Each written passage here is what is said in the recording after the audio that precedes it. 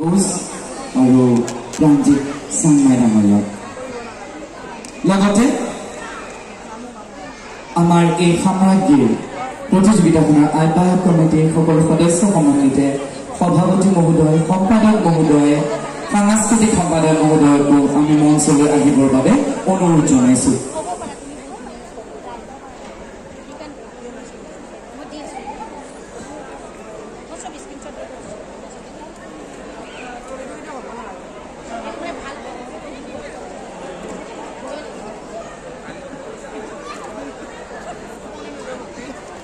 আমাৰ বিচাৰকসকল মঞ্চত উপবিষ্ট হৈছে। লগতে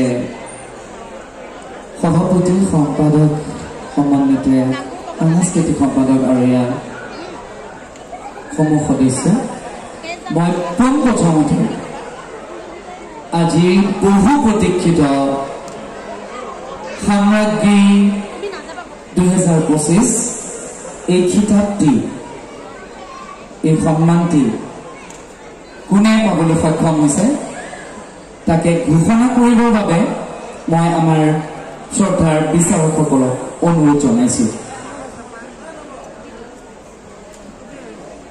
মই বিচাৰকসকলৰ পৰা জানিব বিচাৰিছো, আমি সকলোৱে জানিব বিচাৰিছো আচলতে যে লতাশিলৰ 2025 বৰ্ষৰ সাম্ৰাজ্ঞী এই খিতাপ কোনে লাভ কৰিবলৈ সক্ষম হৈছে।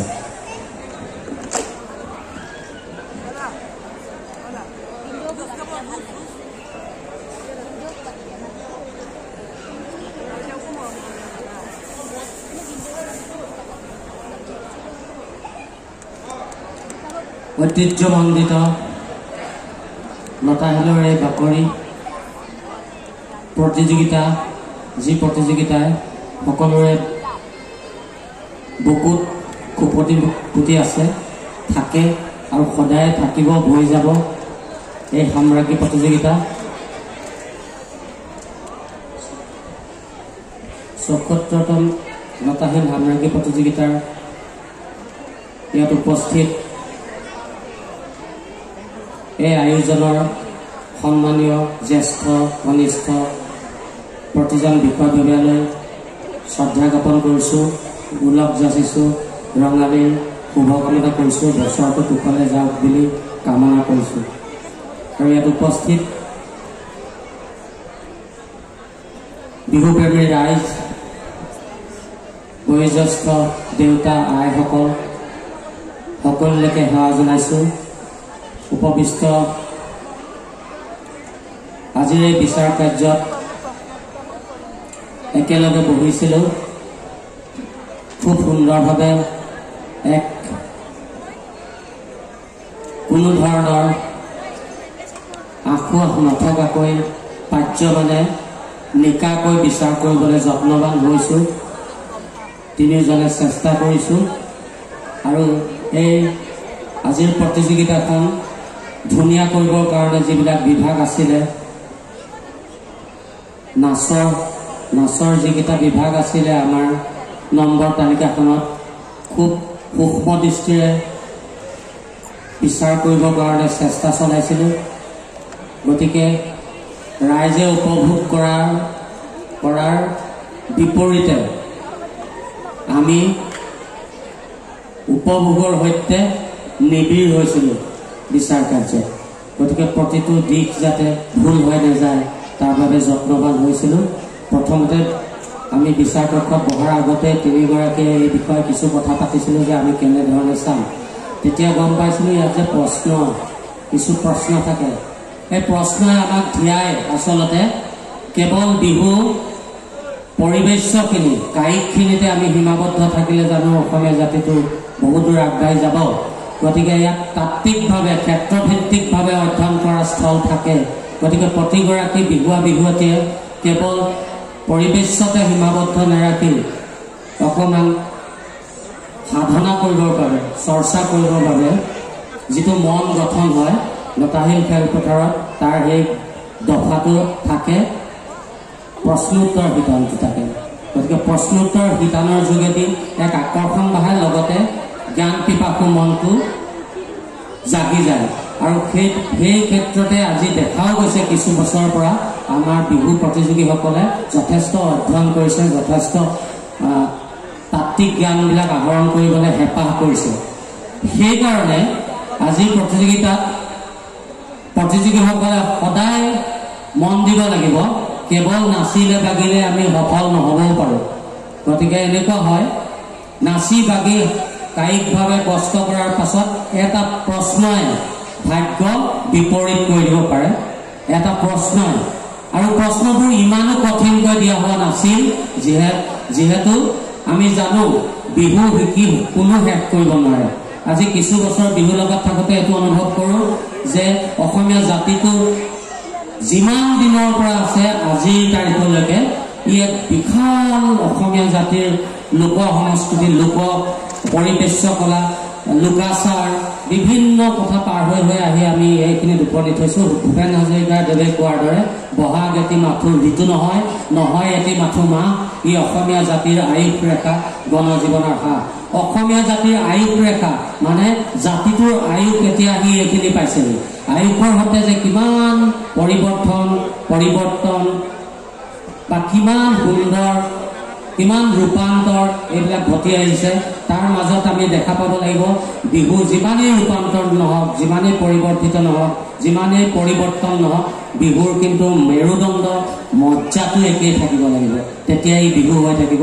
এই কথাটো আমি উপলব্ধি কৰোঁ, সকলোৱে কৰোঁ। গতিকে এই কথাবিলাক কেৱল আমাৰ বিহুতে হওক, আমাৰ যিসকল প্ৰতিযোগী, সেই প্ৰতিযোগীসকলে মনলৈ আনিব লাগিব যে বিহু কেৱল আমি নাচি বাগি নাথাকি অন্য কথাবিলাক, ক্ষেত্ৰভিত্তিক অধ্যয়নবিলাক কৰাৰ মানসিকতা গঢ় ল'ব লাগিব।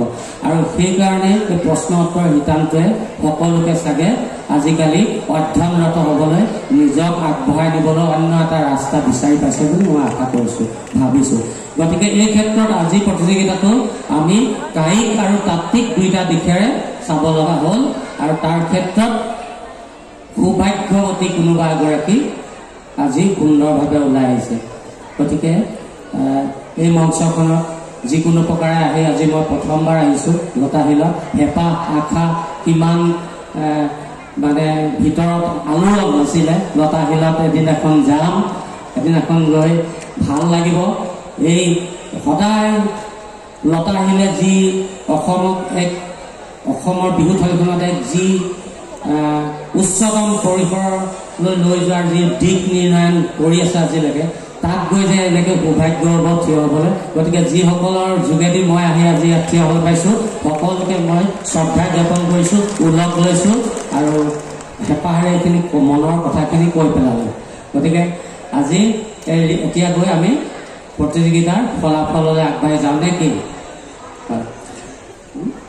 আৰু তাৰ আগতে ডক্টৰ দীপেন দাস আছে, তেখেতৰ মনোভাৱ অকণমান নকলে নুশুনিলে আমিও ভাল নালাগিব, কাৰণ দীপেন দাসৰ লগত চাগে এয়া মোৰ প্ৰথম বিচাৰ কাৰ্যত একেলগে বহিছোঁ। নমস্কাৰ।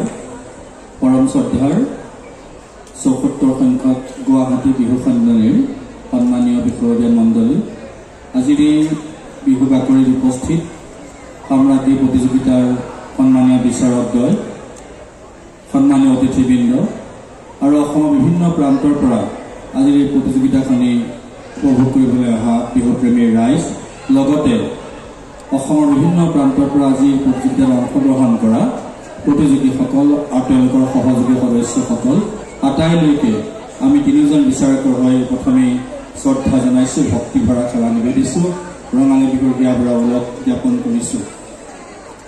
আমি আহি একেবাৰে শেষৰটি পৰ্যায়ত উপনীত হৈছোঁ। ইতিমধ্যে কৈছে ফলাফল ঘোষণা কৰিব লাগে। তাৰ প্ৰাক মুহূৰ্তত আচলতে আমাৰ কিছু কথা ক'বলৈ মন যায়। বহু প্ৰতিযোগীৰ মনত খুঁত ৰৈ যায় যে আমি পৰিৱেশন কৰিলোঁ, ৰাইজে খুব সুন্দৰকৈ হাত চাপৰি মাৰিলে, কিন্তু আমাৰ ক'ত খুটি নাতি থাকি গ'ল, এই কথাখিনি আচলতে প্ৰত্যেকৰে মনত নুবুজা সাঁথৰ যেন বোধ হয়। কিয় আমি নাপালোঁ বা আমাৰ কি ভাল লাগিল, এই কথাখিনি প্ৰত্যেকে জানিবলৈ মন যায়, কিন্তু সময়ৰ অভাৱৰ কাৰণে আমাৰ কথাখিনি কোৱা নহয়।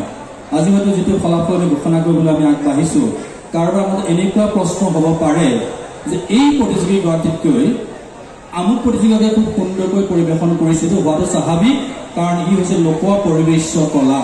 ইয়াত কোনো ধৰণৰ নিৰ্দিষ্ট নীতি নিয়ম এইটোৱে শুদ্ধ বুলি কৈ দিব নোৱাৰে, কাৰণ এইটো বিহু লোক সংস্কৃতি, ইয়াৰ কোনো নিৰ্দিষ্ট এইটোৱে শুদ্ধ বুলি আমি ক'ব নোৱাৰি, আঞ্চলিক বৈশিষ্ট্য আছে। তথাপিতো যিহেতু প্ৰতিযোগিতা, এই প্ৰতিযোগিতা বুলি কোৱাৰ লগে লগে নিৰ্দিষ্ট এটা পৰিকাঠামোৰ আমি নিৰূপণ কৰি ল'বলগীয়া হয়। ইতিমধ্যে উদযাপন সমিতিয়ে আমাক এখন মূল্যাংকন পত্ৰ দিছে, তাত কি কি শিতানত মূল্যাংকন কৰা হ'ব সেই বিষয়ে ইতিমধ্যে ঘৰতে ঘোষণা কৰিছিল। তাত মঞ্চ সুলভতাৰ পৰা আৰম্ভ কৰি উপস্থাপন, সাজপাৰ, বিহু নাম কেনেকৈ পৰিৱেশন কৰিছে, বাদ্য কেনেকৈ বজাইছে, বহু ক্ষেত্ৰত আমি দেখিছোঁ প্ৰতিযোগীগৰাকীয়ে এবিধ নিৰ্দিষ্ট বাদ্য পৰিৱেশন কৰিছে, বজাইছে, কিন্তু সেই বাদ্যৰ চেৱত নাচিব লাগে বুলি মূল্যাংকন পত্ৰত উল্লেখ কৰা আছে। আমি কিন্তু সেইখিনি দিশো চাবলগীয়া হৈছে। কোনোবা দুগৰাকী প্ৰতিযোগীয়ে খুব সুন্দৰকৈ প্ৰশ্নৰ উত্তৰ দিছে, ৰাইজে জাউৰীয়ে জাউৰীয়ে হাত চাপৰি দিছে, সঁচাই আমাৰো ভাল লাগিছে। কিন্তু আমি চাইছোঁ কি শুদ্ধ উত্তৰ দিছে, ভালদৰে নাচিছে, তেওঁলোকে সাজপাৰটো পিন্ধোতে ক'ৰবাত অকণ আমি খুব বিচাৰি পাইছোঁ, তাত আমি অকণ হাত ধৰিবলগীয়া হৈছে। ৰাইজৰ দৃষ্টিত ভাল লাগিছে, আমাৰো ভাল লাগিছে, কিন্তু মূল্যাংকন কৰোঁতে আমি অকণমান হাত ধৰিবলগীয়া হৈছোঁ। গতিকে এই বিভিন্ন কথাবিলাক আমি চাইছোঁ। ঠিক সেইদৰে বাদ্য ক্ষেত্ৰত আমি কৈছোঁ যে পৰম্পৰাগত শৈলীৰে আমাৰ বাদ্যসমূহ কেনেকুৱা আছিল, সেই ধৰণেও দিশবিলাক আমি গুৰুত্ব আৰোপ কৰিছোঁ। বিহু নামৰ পৰিৱেশনৰ শৈলী পৰম্পৰাগত শৈলীৰে পৰিৱেশন কৰিছে নে নাই কৰা, আমি সেইখিনি দিশো চাইছোঁ। যে সামগ্ৰিক দিশ চাই আৰু এটা কথা আমি দোহাৰিছোঁ, বিভিন্ন সময়ত ইতিমধ্যে আমি প্ৰতিযোগীসকলৰ লগত মত বিনিময় কৰোঁতে কৈছোঁ যে বিভিন্ন সময়ত এই বিচাৰ প্ৰক্ৰিয়া বা প্ৰতিযোগীসকলৰ বিচাৰকৰ নিমন্ত্ৰণত লৈ বিভিন্ন গুজব চলে। আজি আপোনালোকে স্পষ্টকৈ দেখিলে যে কোনজন বিচাৰকে কি প্ৰশ্ন কাটিছে আমি নিজেই গম নাপাওঁ, যাৰ কাৰণে একেটি প্ৰশ্নকে পুনৰাবৃত্তি হৈছে। একেটি প্ৰশ্ন দুজন বিচাৰকে শৰাইত আগবঢ়াইছে, যাৰ কাৰণে প্ৰশ্নটি পুনৰাবৃত্তি হৈছে, কাৰণ কোন বিচাৰকে কি প্ৰশ্ন কাটিছে, কোন বিচাৰকক নিমন্ত্ৰণ কৰা হৈছে কোনেও নাজানে। গতিকে মই ৰাইজৰ এতিয়া অনুৰোধ জনাইছোঁ, এই গুৱাহাটী বিহুখনৰ যি জয়যাত্ৰা এয়া অব্যাহত থাকিব লাগে, নিৰ্ভীক নিৰপেক্ষ সততাৰে এই প্ৰতিযোগিতা হ'ব লাগে। সকলোৱে এটি হাত চাপৰি এই কমিটি উঠাই দিবলৈ অনুৰোধ জনাইছোঁ। আৰু ইয়াৰ লগে লগে আমি ক'বলগীয়া দুআষাৰ সামৰিছোঁ।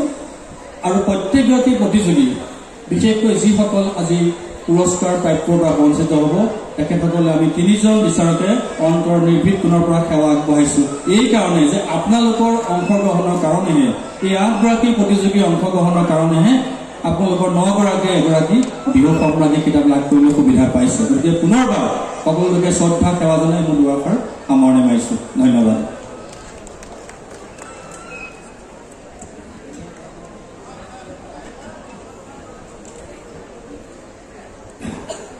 তেনে ঐতিহাসিক মুহূৰ্তলৈ আগবাঢ়িছোঁ। প্ৰথমতে আমি দলৰ পৰা বাচিব লগা শ্ৰেষ্ঠ ঢোলবাদক আছিলে, শ্ৰেষ্ঠ পেঁপাবাদক আছিলে। আমি প্ৰথমতে পেঁপাবাদকৰ নামটো ইয়াত নাপাওঁ, আমি নম্বৰটোহে ক'ব লাগিব। দলৰ যিগৰাকী যিমানটো ক্ৰমিক নম্বৰত আছিলে সেই ক্ৰমিক নম্বৰটোহে আমি উল্লেখ কৰিব লাগিব। শ্ৰেষ্ঠ পাদক পেঁপাবাদক হিচাপে বা পেঁপাদাৰী হিচাপে আছিলে 1 নং বিহুৱতী দলৰ পেঁপাবাদক।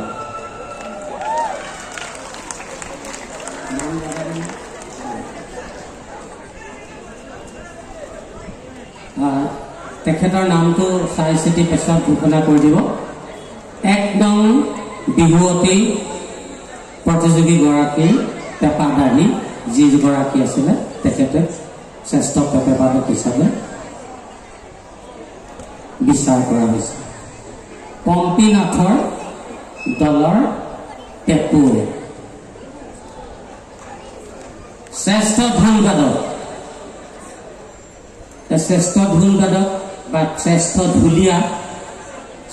ঢুলীয়া হিচাপে বিবেচিত হৈছে 8 নম্বৰৰ বিহুৱতীগৰাকী। তেখেত আছিলে ৰাজশ্ৰী নাথ শিৱসাগৰ। তেখেতৰ ঢোলবাদক, তেখেতৰ লগত বজোৱা ঢুলীয়াগৰাকীয়ে শ্ৰেষ্ঠ ঢুলীয়া হিচাপে নিৰ্বাচিত হৈছে। এতিয়া হঠাতে কৈ পেলাবলৈ কৈছে, লাহে লাহে ক'বলৈ হ'লে মানে কঁপনি বেছিকৈ হয়। গতিকে এই বছৰৰ ৭৪ বৰ্ষৰ গুৱাহাটী বিহু সন্মিলনীৰ ঐতিহাসিক বিহু সাম্ৰাজ্ঞী প্ৰতিযোগিতাৰ বিজয়ীগৰাকী হৈছে লিজামণি হেমচোৱা মৰাণ 4 নং প্ৰতিযোগী আছিলে।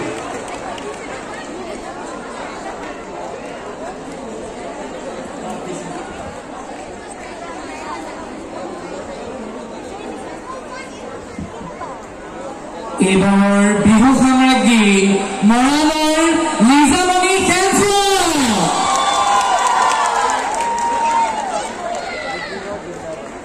এতিয়া পুৰস্কাৰসমূহ বিতৰণৰ সময়।